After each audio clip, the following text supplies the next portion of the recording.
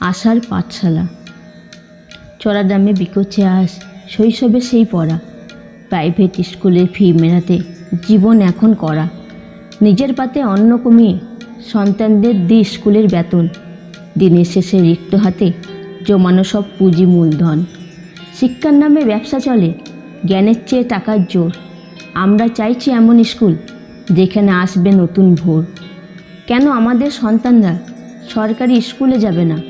কেন সেইখানে আগের মতো সঠিক শিক্ষা পাবে না?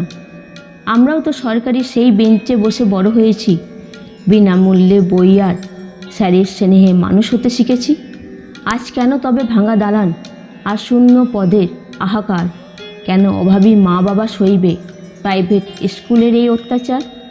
নতুন সরকারের কাছে এটাই মোদের বড় দাবি, সরকারি স্কুলে ঘরেই থাকুক শিক্ষা সেই চাবিকাঠি।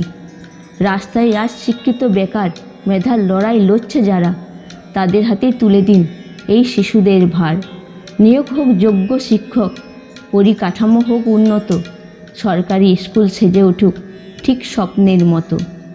মোদিজির কাছে আমাদের আর্জি মোদের, শিক্ষা হোক সবার সমান, গরিবের ছেলেও পায় যেন উচ্চ শিক্ষার সেই সম্মান।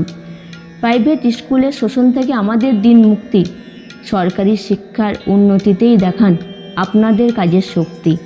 নিজের ভিটেই দাঁড়িয়ে যেন বলতে পারি বুক ঠুকে, আমার সন্তান সরকারি স্কুলেই পড়ছে বড় সুখে। ফেসবুক থেকে দেখলে অবশ্যই ফলো শেয়ার করে পাশে থাকবেন, আর ইউটিউব থেকে দেখলে সাবস্ক্রাইব করতে ভুলবেন না।